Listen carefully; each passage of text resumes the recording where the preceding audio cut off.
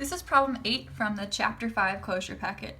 Use a graph to describe the domain and range of each function or sequence below. So we need to graph each part of this problem. Obviously, there's graphs on the paper for that reason. So part A says the function f of x equals x minus 2, that quantity squared. So this is going to be a parabola shape. And since it says f of x, this means it's going to be continuous, which means connect the points. Okay, so that's what our graph's going to end up looking like. Whatever our points are, we're going to connect them together. So let's make a table here so I can get some points. X and Y table, -2 to +2 is our typical table. That'll be good enough for today. So I need to plug in -2 where this x is. I'm going to replace x with -2. So I have -2 minus 2 is worth -4. Then I'm going to multiply that all times itself. So -4 times -4 is +16. I'm going to do the same thing for the rest of the numbers. -1 in here for x's, so -1 minus 2, and that squared. -1 minus 2 is -3. That number squared is +9. Okay, plug in 0 now. 0 where this x is. So 0 minus 2 is -2. Square it, you get +4. Plug in a 1. 1 minus 2 is -1. Square it, you get +1. Plug in a 2. 2 minus 2 is 0. 0 squared is 0. Let's do a couple more numbers. 3 and 4. Okay. So plug in a 3. 3 minus 2 gives me a +1. Square it, I get 1 again. And plug in a 4. 4 minus 2 is +2 right here. And then square it. 2 times 2 gives me +4. So let's plot the ones that we can fit on our graph. -216 is going to be too big. I can't plot it. -1, 9. 1, 2, 3, 4, 5, 6, 7, 8, 9. That's, we can kind of estimate that point. 0, 4. 2, 3, 4. 1, 1. 2, 0. 3, 1. 4, 1, 2, 3, 4. Okay, so those are our points plotted. And we said since it's f of x, it's continuous, I'm going to connect the points together. So this is a U shape or a parabola, which is symmetrical. Okay, so using the graph, we need to describe the domain and range. So domain goes all the way, it has an arrow on both ends, so it keeps going out forever in both directions, left and right. So -infinity is to the left, is that way, since my arrow goes up and a little bit out every time.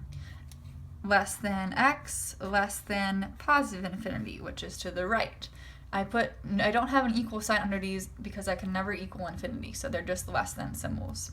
For the range, my lowest point is 0, and then I include 0, so I'm going to put that there. The letter for range is a y. Then it goes all the way up. It keeps going forever and ever, these arrows, so it's +infinity, which is the up direction. Okay, so that's the domain and range for part A.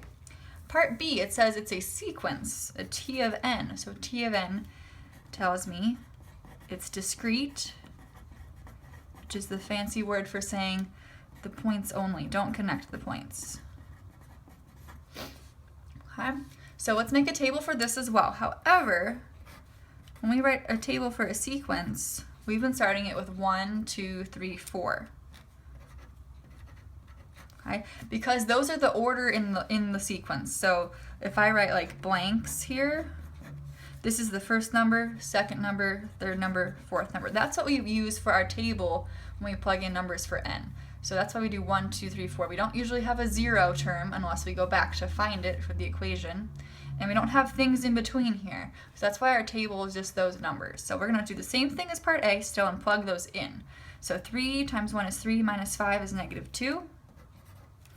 Plug in a 2, 3 times 2 is 6, minus 5 I get +1.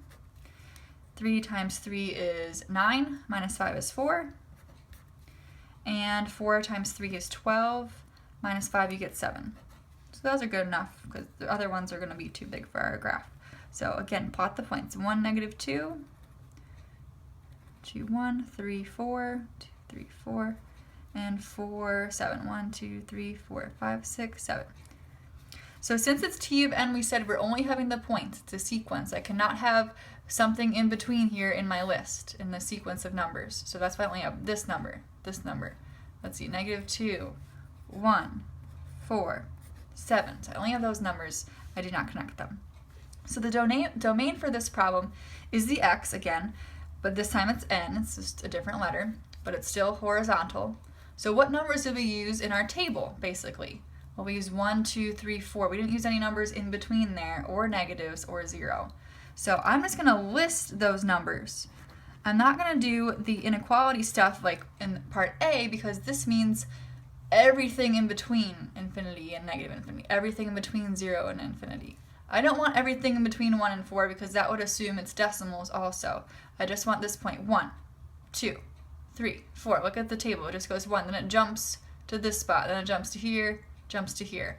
So I'm going to put some dots at the end and say all positive integers, which means all the numbers going on from there by ones. So 4, 5, 6, 7, forever on. Okay?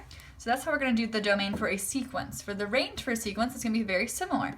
It depends what number I plug in here, but so far we got -2, 1, 4, and 7. Those are the outputs. We're down here at -2, then we jump up to 1, oops, down here, then we jump up to 4, we're going to jump up to 7. Nothing in between, only those particular spots. So we're going to do the same thing, -2, 1, 4, 7, ... And let's say it grows, oops, by 3, because that's what the pattern's doing. It's growing by 3 every time. So instead of saying ... assuming 7, 8, 9, 10, it's going to be 7, then the next number would be 10, then 13, because the pattern is going by 13. Okay? So the sequence has a different domain and range than a regular continuous function if it's called f of x. F of x, you connect the points, so it includes everything in between there. Sequence, you have the points only, which is called discrete, and you just have those particular points and nothing in between, no decimals, no negatives. For the domain, you're allowed to have negatives for the range here.